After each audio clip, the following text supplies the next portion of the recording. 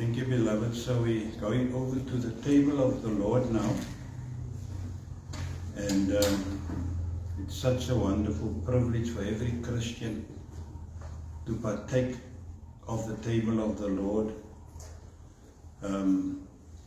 I personally believe that every Christian should look forward, as the Bible says.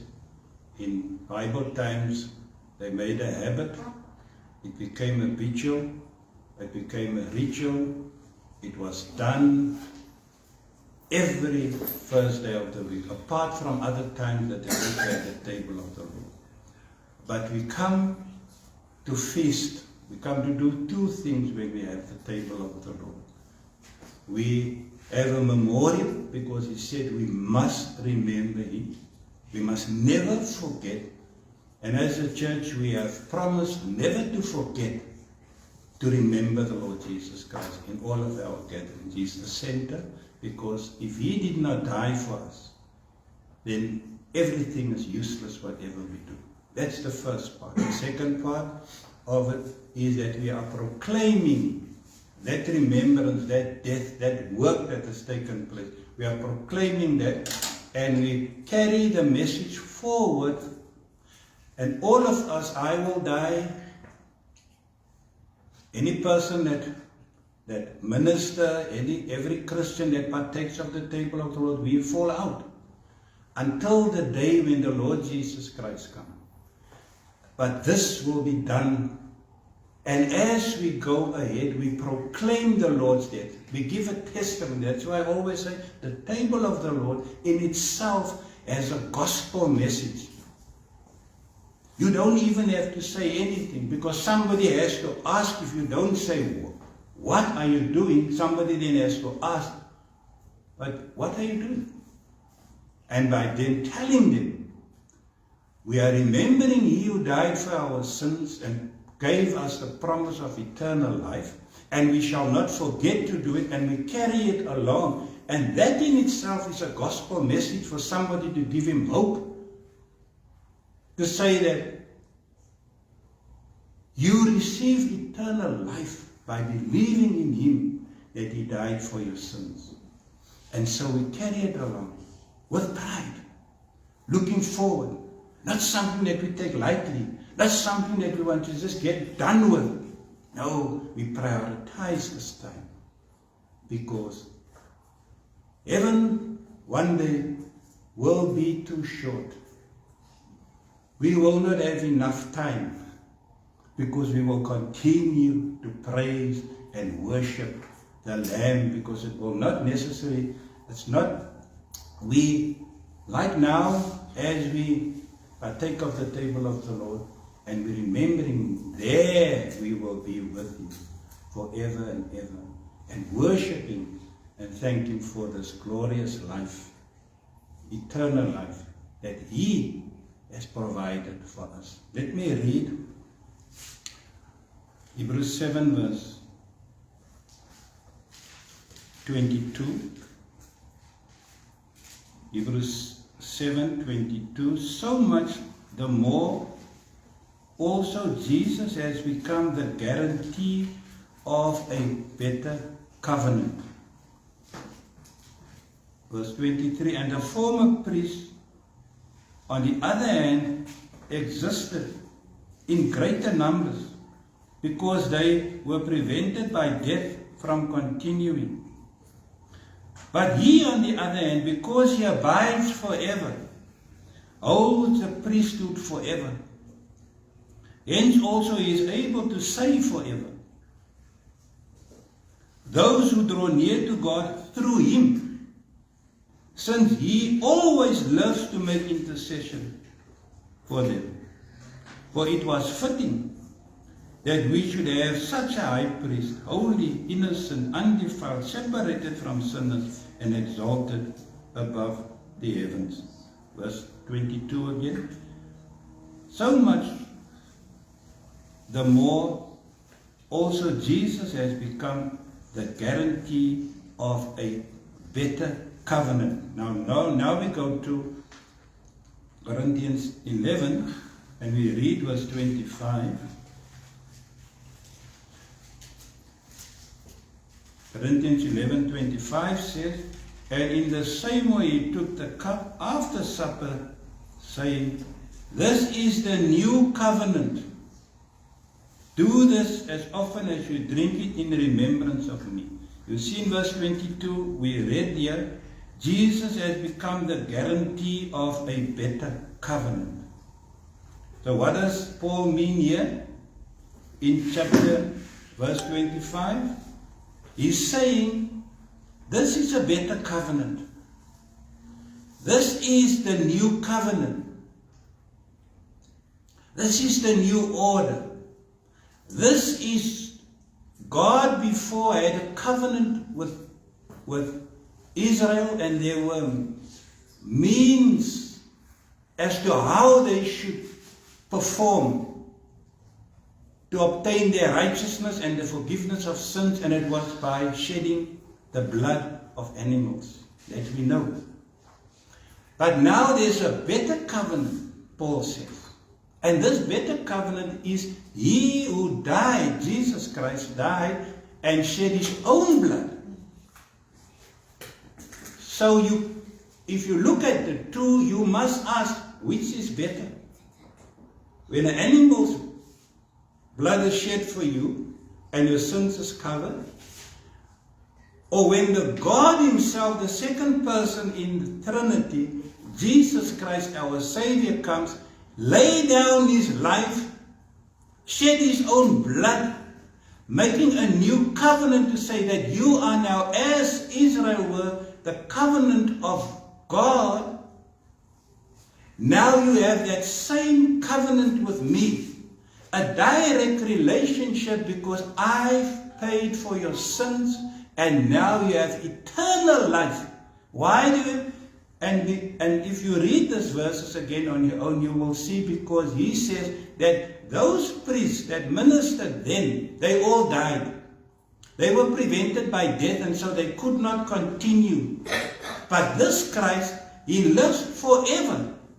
And because he lives forever, this Christ who saves you forever, lives forever, because he can abide forever and intercede for you forever. He's at the right hand of the throne of God, even interceding for us right now, which the old priest under the old covenant could not do.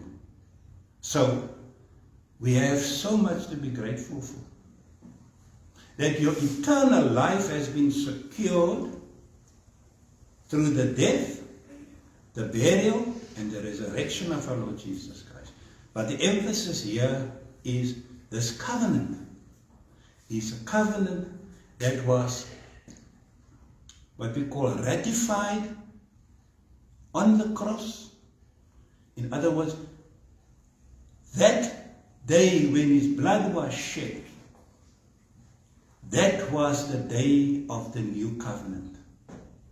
That is why I said we must remember him, because that would take place soon after the Last Supper. And when it happened, we entered into this new covenant with him, that we are now saved because he saves forever. Another reason for a person to can firmly believe you never need to doubt your salvation.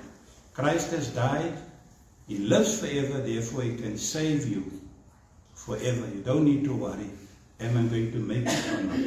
You place your faith in him, he will keep you because he intercedes for you. Amen? Amen. We thank the Lord for the reading of his word, and as we will continue just sharing, those who are at home, that you can also partake on your own as we minister here. I'll ask Sister Miriam and Sister Emily just to come assist me.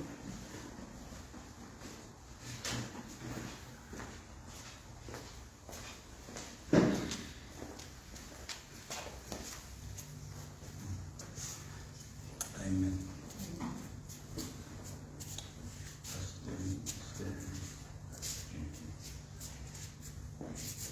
Heavenly Father, we thank you for this new covenant. This covenant that was made between you, our God, this new covenant through your Son, the Lord Jesus Christ, who gave himself up for us, so that we can enjoy eternal life. When we eat of the bread and we drink of the cup, we remember the work that was done. And we partake of it as a testament that we are faithful to this new covenant. The covenant that was made by him with us, that we will be faithful to uphold this covenant. We pray in the name of Jesus that if we have sinned, if we have done wrong, if we do not understand, if we are ignorant, that the Holy Spirit will open up our understanding so that we can enjoy this glorious gift of salvation that was provided by our God through our Lord Jesus Christ. And we pray for a blessing upon it in Jesus' name. Amen. Amen. I'll come back to it. Amen. As we share.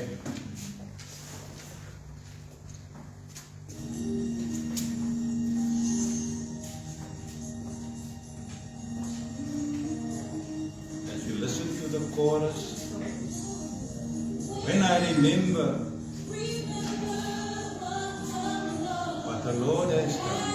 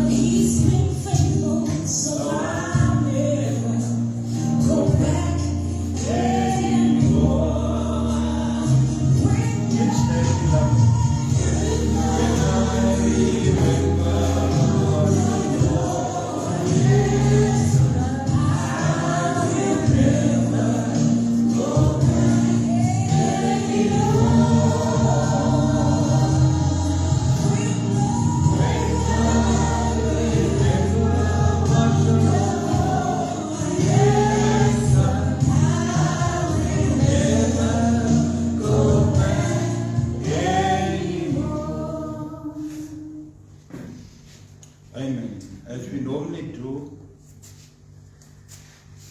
we say we look to some person just as a testimony, as a confirmation that we agree on this very fact. As the Bible says, this is his body that was broken for you. Let's eat.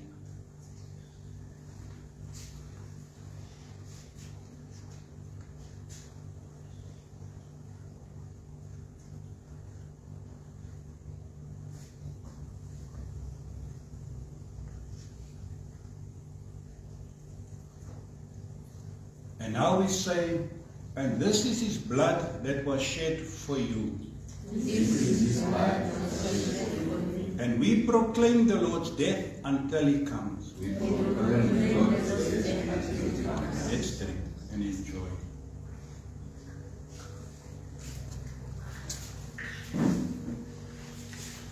Thank you, Lord. Wonderful.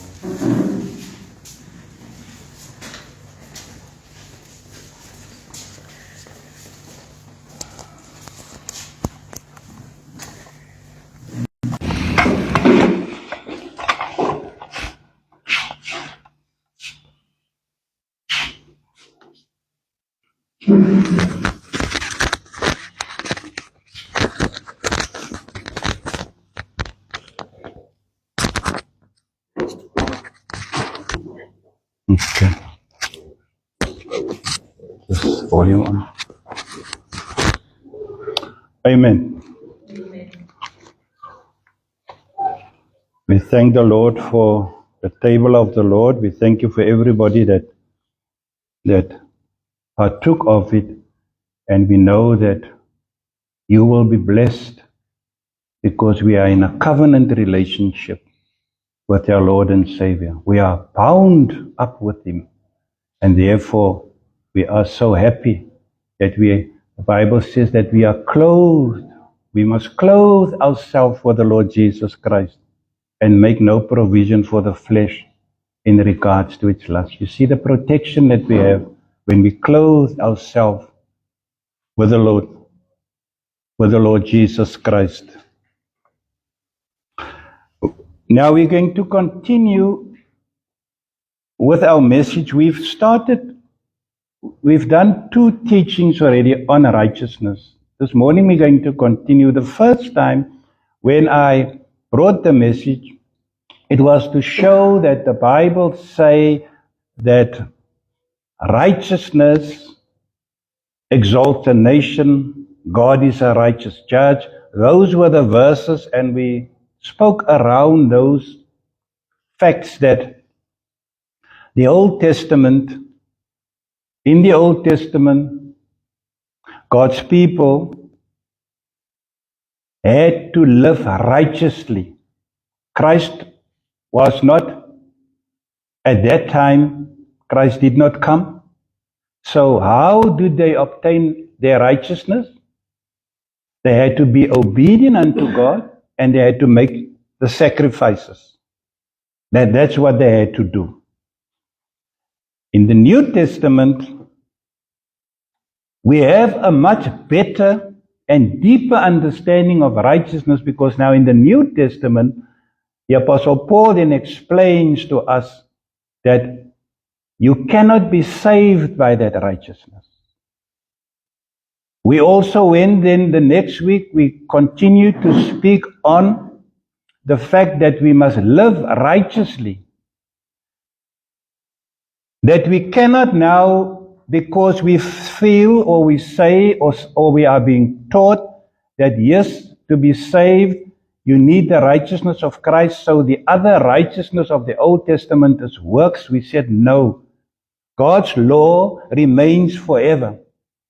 And if God say thou shalt not, then you will not. You cannot do things on your own or have your own understanding about righteousness. You have to stay within the Word of God. When God say that a man shall do this or that, it remains. The only thing that was not carried over to the New Testament period was the ceremonial laws that we don't do any longer. And that we understand. But there is a misconception of many people that believe grace has covered everything, and so you don't need even to do anything because your sins and your sins has been paid for, and you will be very, very surprised, or when you get to the throne one day, of the Bema throne where our Lord Jesus Christ will judge us according to what we have done in the body, that is works. And I've said last time, before we get into this now, I've said last time that the Bible makes it clear in Corinthians that we will appear before the judgment seat of Christ. And the work that we have done will be tested through fire. So that's where our righteous deeds, if it's done with the right motive, will be tested. And we've presented teachings and evidence on that. So this morning, I'm going to carry on, but more look at, yes, now that we understand righteousness. Last week I've said we must go out, we must live righteously, and so on. Today we are looking at the blessings of these righteous deeds and righteousness, and how you are in favor with God if you do what is right. Because remember, we try to explain that when a nation does the right thing, then God exalts that nation, will be exalted because of their righteous deeds. Why? Because they look after the orphans, they look after the vulnerable, the homeless. They do the right thing. The government is not corrupt. But I made the example, I showed you the difference between a country that is corrupt, for instance, our country, and how it goes down and deteriorate. But a country that seeks to promote righteousness, doing right to their citizens, you see that country flourish, and you see their crime levels is also lower.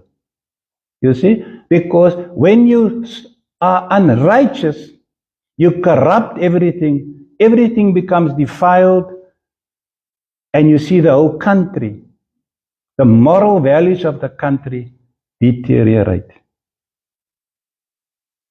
So we're going to look at the blessings of what the Bible says about the righteous person. And this is more now that we know, an encouragement for us.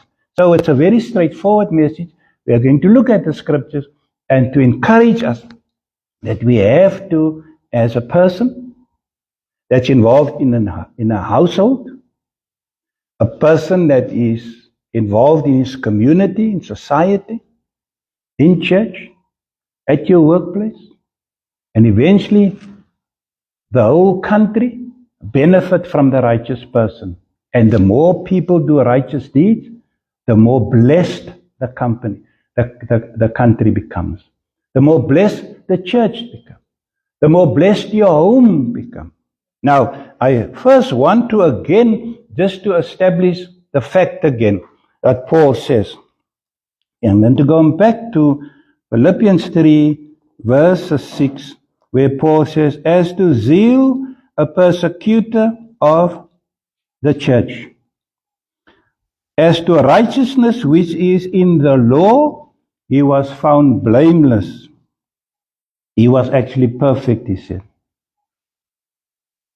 Verse 9 then says, and may be found in him, in Christ, not having a righteousness of my own derived from the law, but that which is through faith in Christ, the righteousness which comes from God on the basis of faith. I have to just repeat this for us as a church to understand, every believer, what it means here and what it does not mean.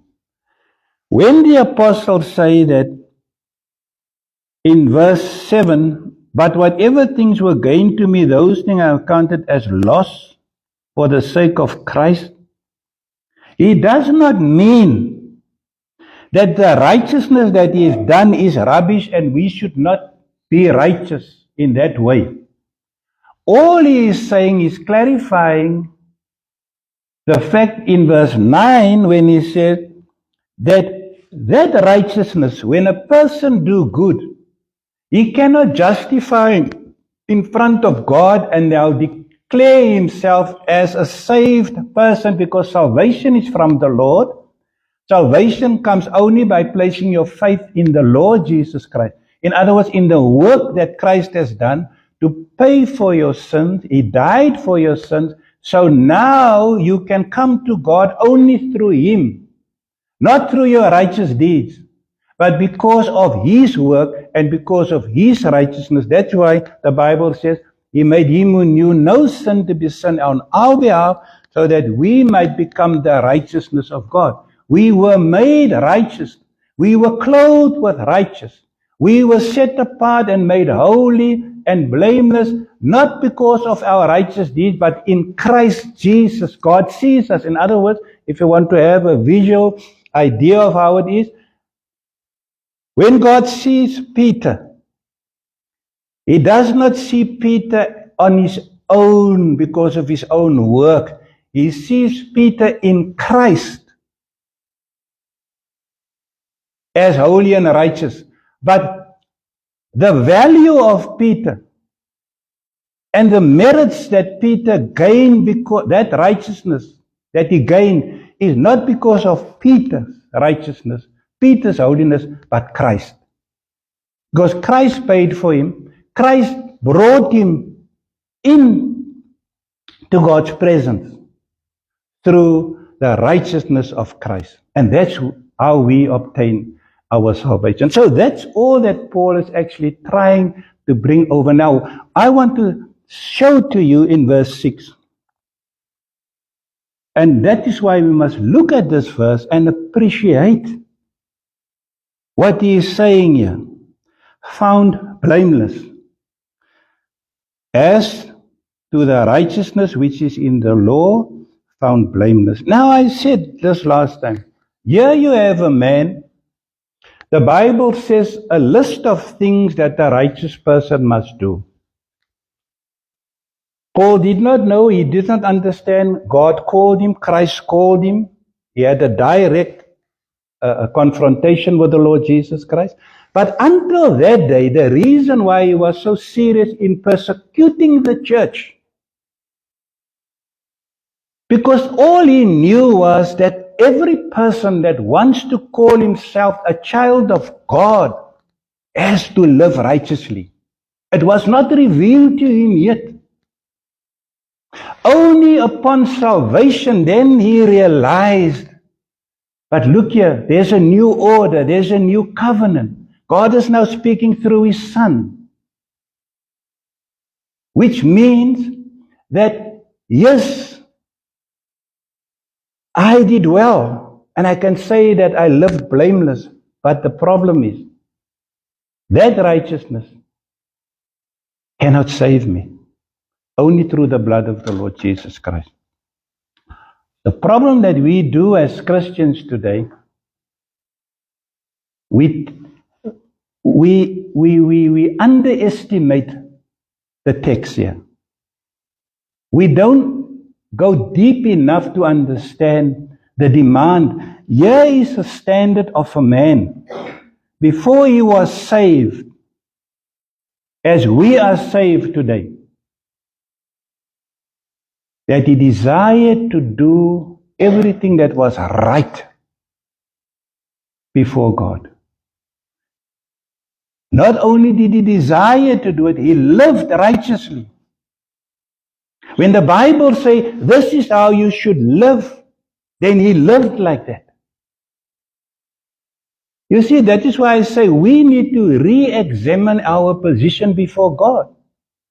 Because we lay more emphasis on verse 9 that say, okay, I have received my righteousness from Christ, I am saved, but then we don't spend enough time to understand. But verse 6 is still important. You have to live righteously. You have to, as a person, to say, what does the Bible say? What does the Bible teach? And I've said last week, and the week, not last, the 2 weeks that I've preached on this, just look at the Bible, the New Testament. Paul had to tell the people of Corinth to behave themselves. You know the terrible things that went on there. To the Romans, he said, wake up from your sleep. Stop being drunk. Christians were doing wrong things. He speak to all the churches that was written, that he wrote to. They were all told to live righteously, although they are saved. Now, what I want to show this morning is that, let us go to a verse so that we can just see. I've made a note. Psalm 34. Is it? Yeah, Psalm 34. Let's go to Psalm 34 to show you. And then we're going to go through a few verses that teaches us about the blessings of God. Psalm 34.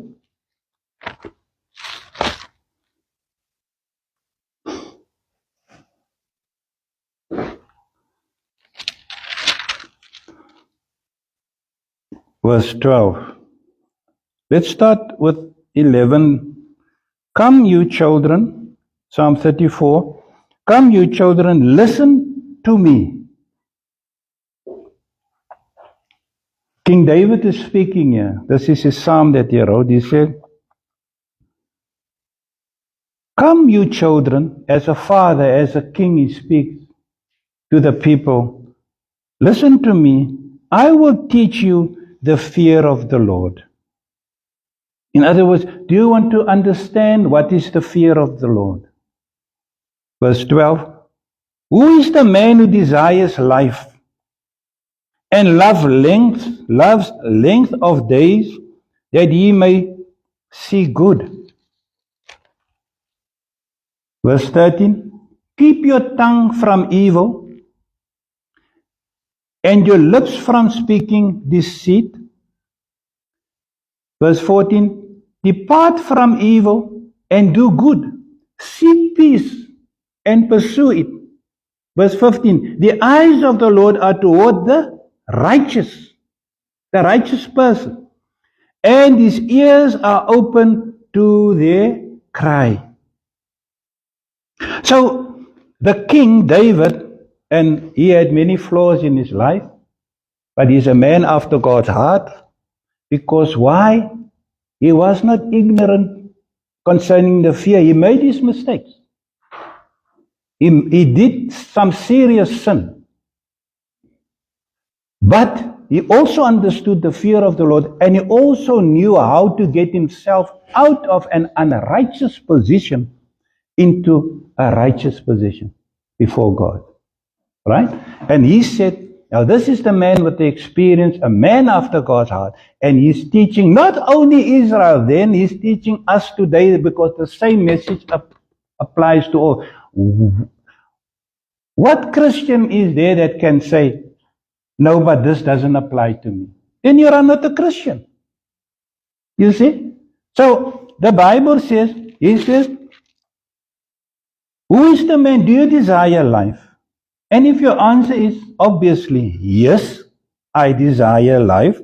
And today we can say, because we have the New Testament, we can say, I desire life, eternal life. The life that comes from God. Who is that man who loves length of days, that he may say good? In other words, you want to live on this earth, but not in misery, not in pain, not in misfortune. But you'd love to live here, and your days must be good. Here's the answer. He's coming to the answer now. He's giving you the solution. First of all, keep your tongue from evil. Now look, beloved, we all have to learn from this. Although I minister, I'm not better than any person that I'm speaking to. We are all examining the Word of God. We are all students here. We are all children of God that must be taught, and I too through the Word of God. So I must keep my tongue from evil. And I should learn daily and improve on that. My lips from speaking deceit. I must watch what I say. And you know, one of the tests for any person is, and I failed so many times, I always say, and this is the test that I've tried to implement for myself, but it's very hard to get it right. In other words, am I able to say of, let's say I'm speaking of Brother Shepherd, am I able to say what I'm saying now in front of Brother? If I say something about you, am I able to say that when I speak to someone else in front of you? Can I say that with confidence? I'm trying all the time to do that. So when I start to talk of somebody, mention somebody's name, immediately in my mind I say, if he's here, are you going to be ashamed? Or can you still say what you are saying now? I always try to apply that test. And sometimes I fail, I'm honest. Sometimes I fail. But at least I have that standard that I'm trying. So I can, within a conversation, start and I can correct myself. You see what I'm saying? I can realize, oh, Peter, you're going wrong here. This thing comes out. You're going to be ashamed because you are saying something and you are offending somebody in his absence.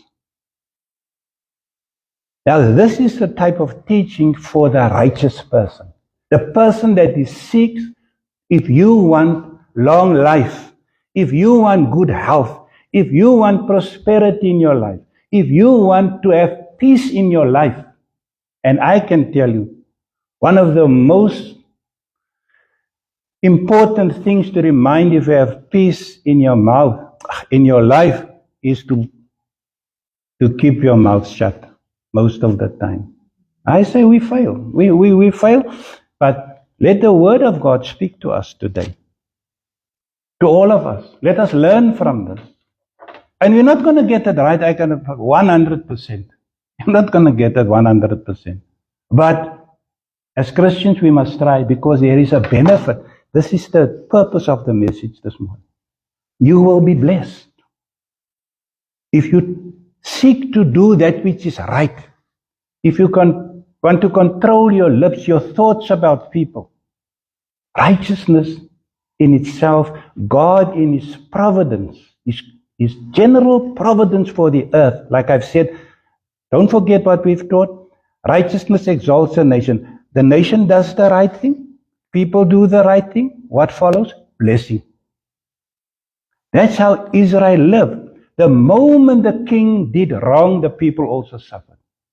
The moment the children of God went and followed after foreign gods, what happened? They were destroyed and killed.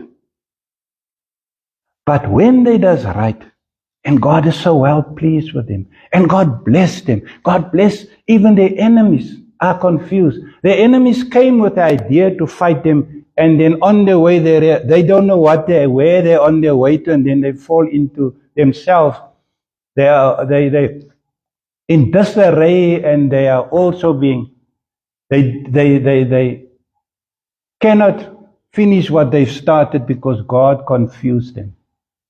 That's how when Israel was a righteous people.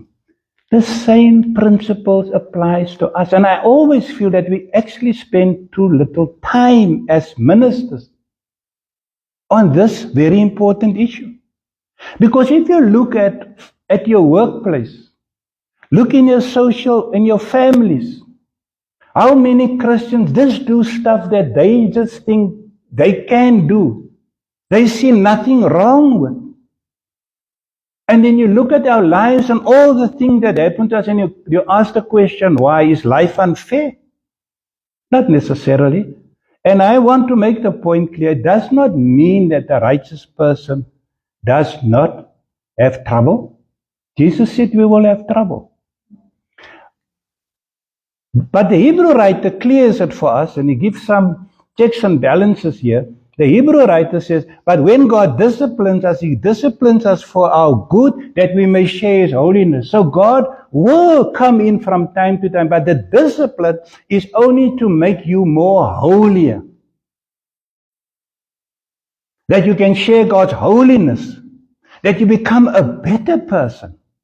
Because sometimes we have our own blind spots. I can stand in front of you with teaching this, but I have my own blind spots. But then God must come and say, wait, Peter, you are teaching people here, but look here, let me discipline you. And now I must go to God and say, but what is happening here? And God say, look, I'm disciplining you because you don't see there. You tell somebody that, and then you do that. So I'm disciplined. But why does God do that? Because He has an interest in me. He wants to benefit me. Then He says,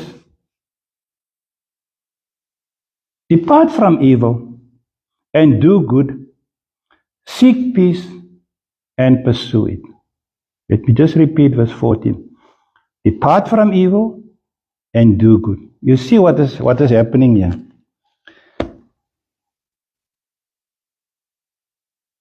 When you depart from evil, in other words, when you realize, when you fall into temptation, all of us do, whether it's a morality, whether it is something that you do to somebody, or speak against somebody, it's all evil. Evil is evil. There's no good evil. The moment you do realize that you must depart from evil. You have to go somewhere.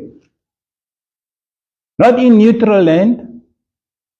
You must go and do good. You see what it says? In other words, when you do a wrong thing, there is an opposite, there is a right thing. Opposite of left is right. Right, wrong. So you have to do the opposite and correct yourself and do what is right. Now, this last statement of verse 14 is so extremely important. Seek peace and pursue it. Now, if the Christian tells me, he say, look, I'm saved. God has saved me. I'm righteous, which you are. Yes, you are saved. No problem with all of that. But if the Bible tells us to seek peace, you can read Romans 12. There are many verses that you can go to in the New Testament. Why must the Christian be reminded, if the Christian really thinks he has arrived, he is a righteous person? Nobody can tell him because he's saved and he's got eternal life, and nobody needs to correct him because he's a peace-loving person. Why does the Bible say, seek peace, and then you must what? Continue to pursue it. In other words, yes, work to be done. Righteous work. It means that Peter must make an effort to seek peace. Now, why would the Bible tell us to seek something that was supposed to be so natural for you to have? If you are saved, shouldn't you then just be at peace? Why do we have problems at church? Why do we have problems at home, at work, in our families? Because there's an absence of peace.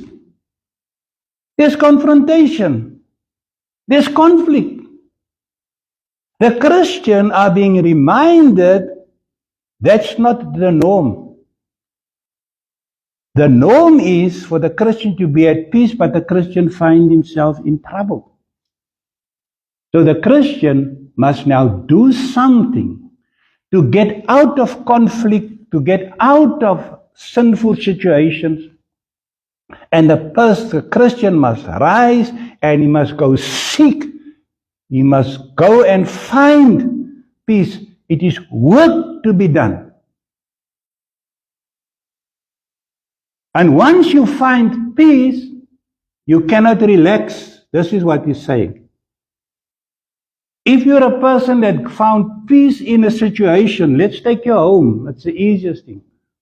If you have problem with your wife or your children or your immediate family, and it's conflict, and you are being called upon as a Christian to find and seek peace, once you have established that relationship and there's peace in the family with regard to the issue, now your work only starts.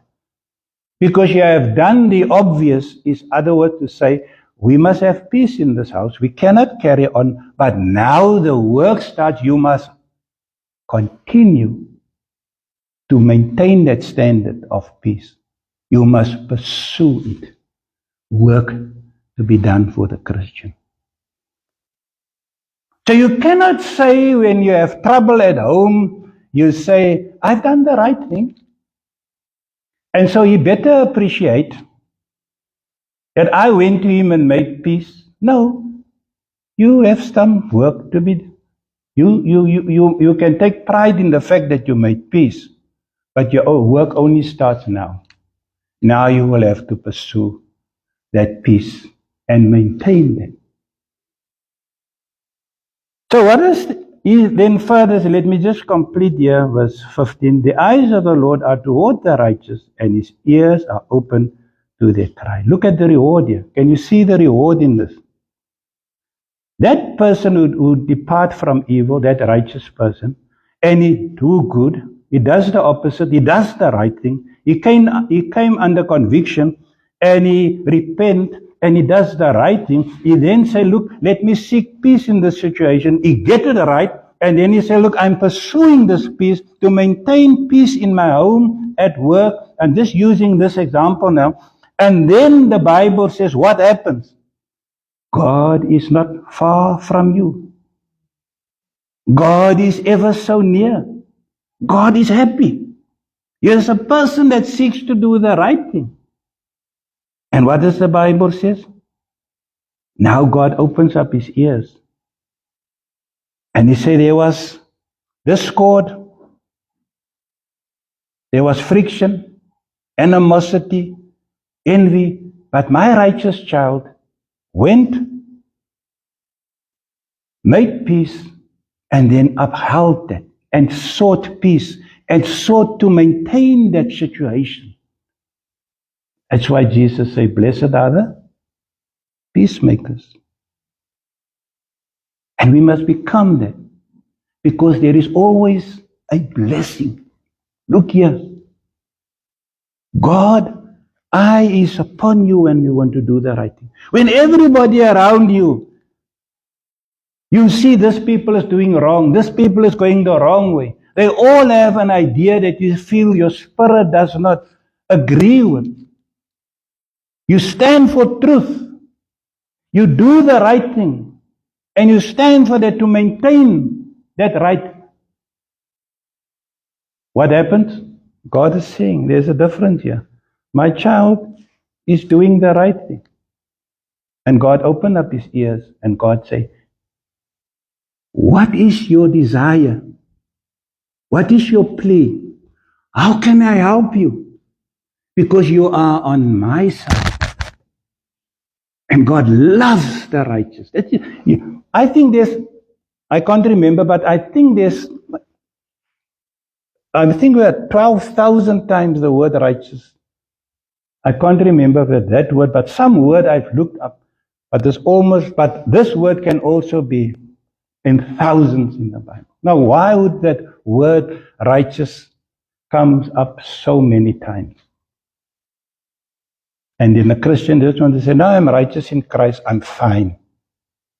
You look at the life of the Christians and you don't really see a world that is impressed with us, because we spend too little time on this. And the Apostle Paul set the example. He said, I was blameless. I sought after these things. So he must have had this in his mind, you see. Now, all I want to do now, I think I've brought the point home. I just want us to look at a few verses. I'm not going to do a lot of verses. Let me just see the words. Just about the righteous, just to give you, to comfort you and to encourage you. Let's just go to Psalm 1.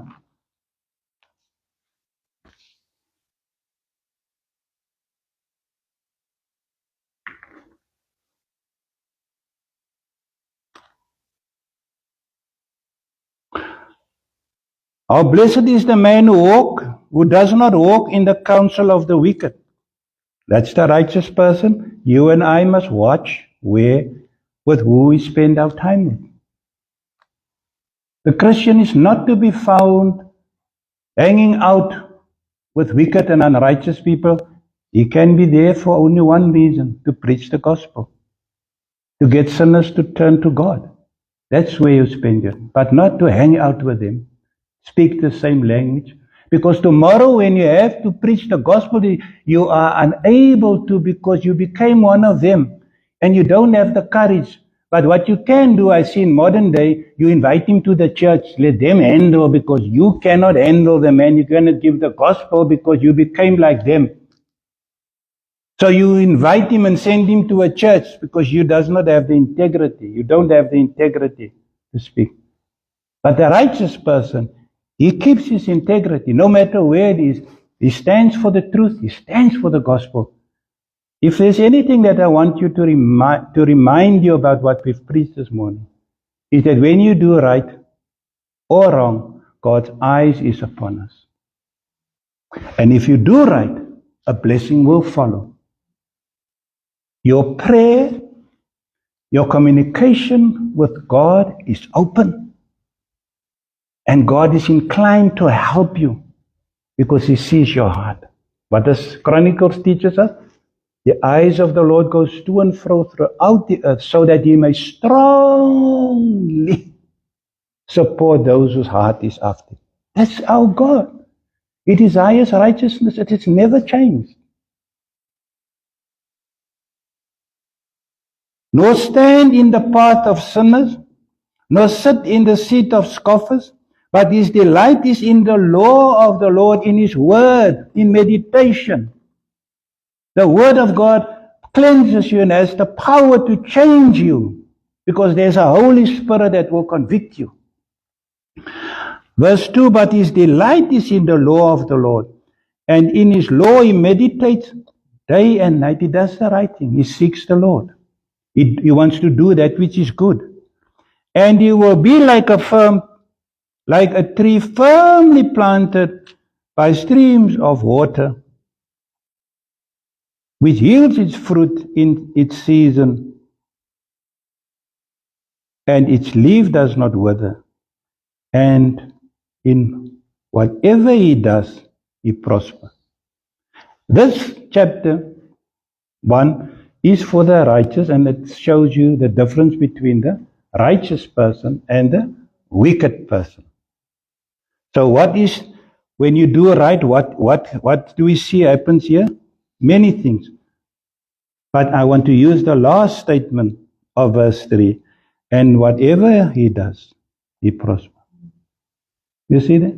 In other words, God said, because you desire righteousness, you desire as a Christian to do the right thing, to show light into this world, I will see to it that you prosper in all aspects of your life. I'm going to end off with Psalm. Let me just see if it's Psalm 37. Yeah, verse 37, verse 25.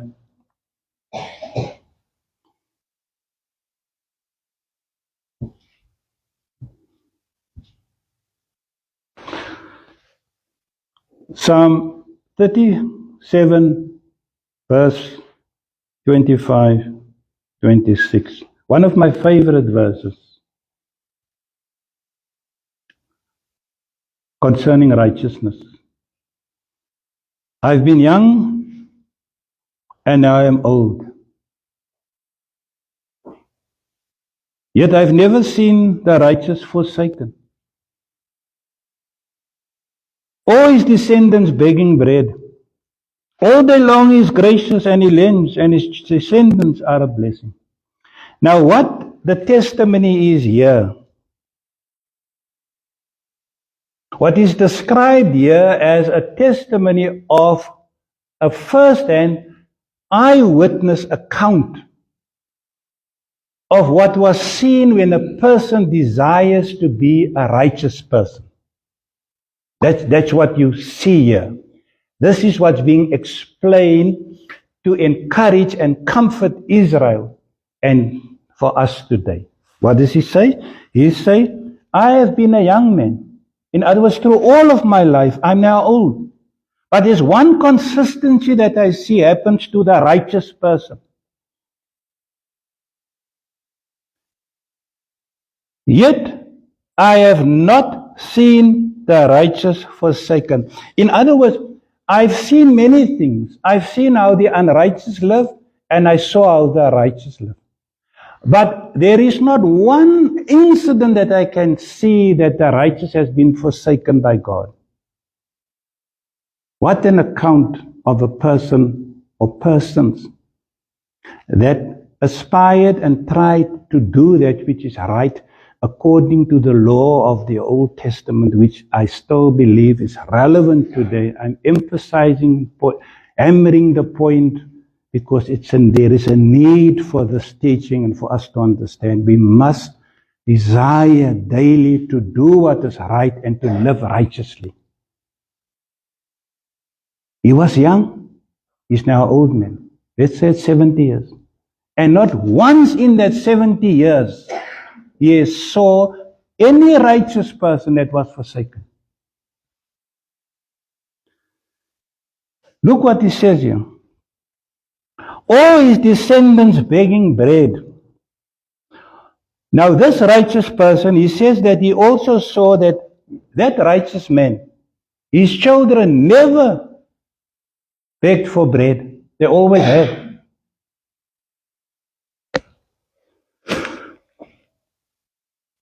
All day long, that righteous person, he always have been a gracious person. You could see that the righteous person is known by his graciousness. He's a person with much grace toward others. And what does he do? He lends. And his descendants are a blessing. Now it was verse 26 that really taught me some lessons in life some years ago. Look at what the Bible says. We know what lend means. All day long he's gracious and he lends. When somebody comes to you and borrow from you, you lend to that person. Somebody needs something and you come ask me, you go ask the person, can you help me? Now the Bible says here, and this is an important point for us too. I've received revelation and this will not help me a lot in life. On this verse. The righteous person are being approached by people to help. And the Bible says that it so happens that when you live righteously, you by and large always have something by which you can help. We must not only think of money here. Everything that you can help somebody with, lend. So he says that when somebody comes, this righteous person seems to have to be able to help others. And then he says, because of his righteous deeds, now you can go to, I'm not going to speak on that, but you can go to all the great men of Abraham and of Joseph and King David and Job. You can go to Cornelius in the New Testament and you will see the same thing. There is a blessing that follows on the children, on the descendants of the righteous person. He says that this person is all day long, he is gracious and he lends. Now, the revelation that I've learned from this, you are a person that has only a certain capacity. You can only help so much for a person. Now, here's what the Bible, the wisdom of the word comes in and taught me some very important lesson. Charity is charity. In other words, when you have something to give to somebody that is hungry, that is poor, and needs something, and you person cannot give it back to you, that's charity. There is a blessing for that. And you help a person that are in need. Right? But look what the Bible says here. What this righteous man does. This righteous man, he has, let's work now on 100 rand. Let's make it money to make it simple because our minds work very fast when it comes to money.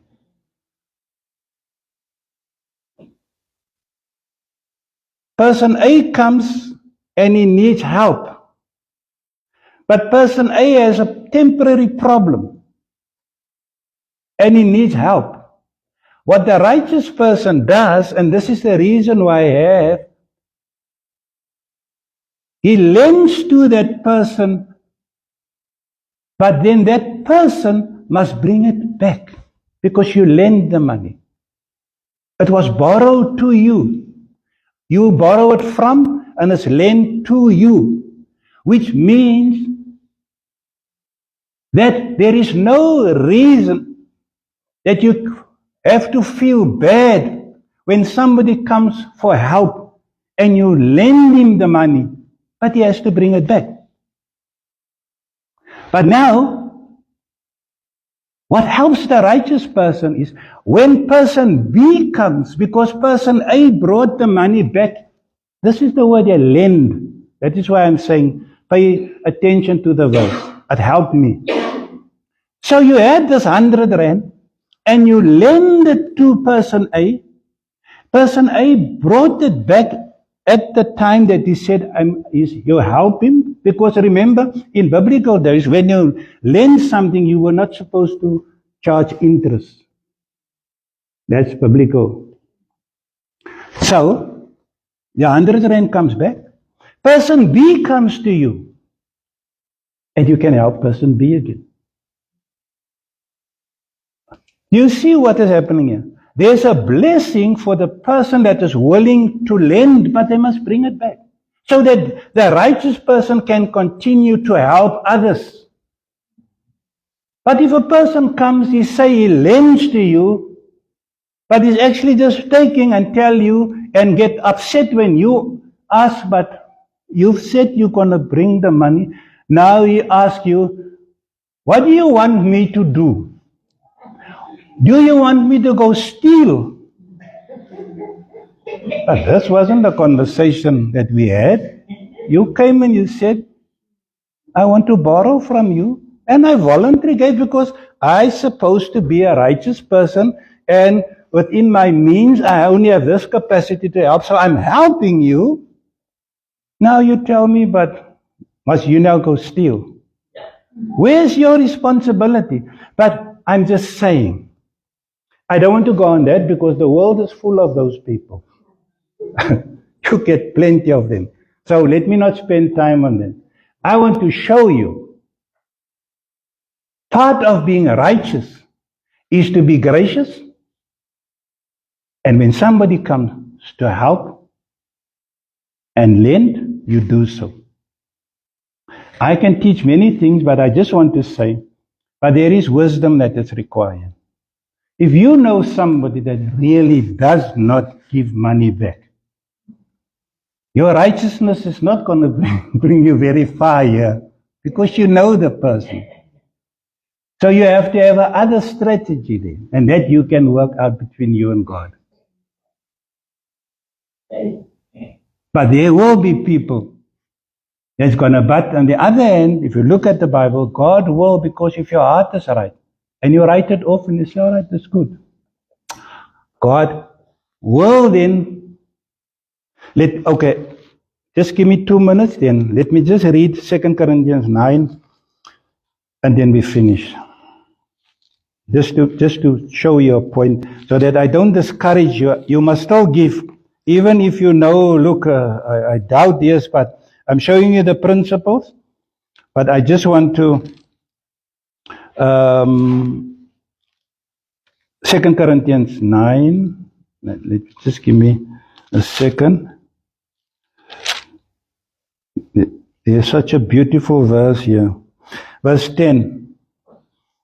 Now you supply seed to the sower and bread for food, will supply and multiply your seed for sowing, and increase the harvest of your righteousness, and you will be enriched in everything for all liberality, which through us is producing thanksgiving to God.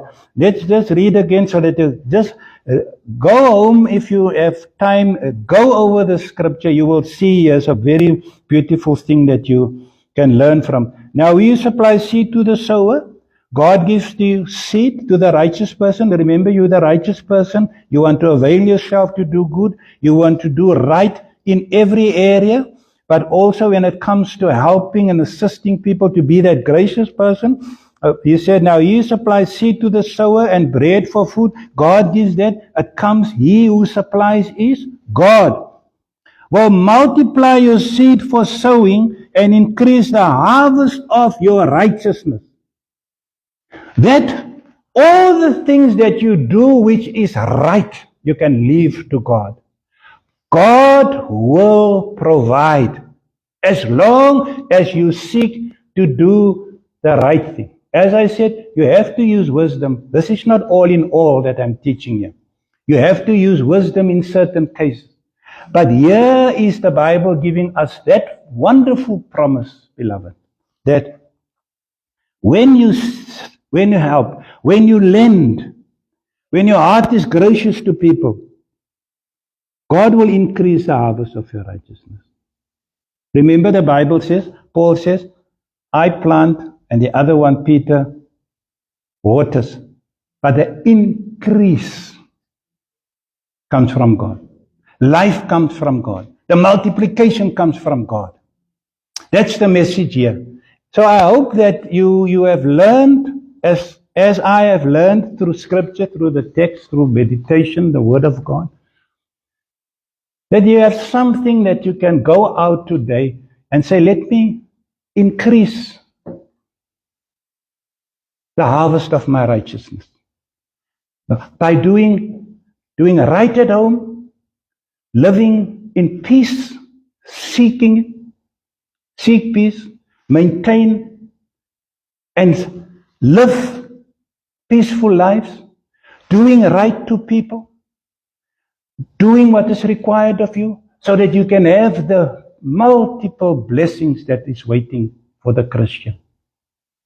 There is no need for any person to suffer continuously. God will make a way for you because His eyes is open toward the righteous. His ears is open to the cry of the righteous. And if you and I is going to do what the Bible says, the Bible says the evidence is the righteous was never forsaken.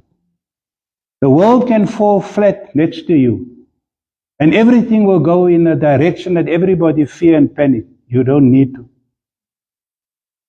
God's eye is on the righteous.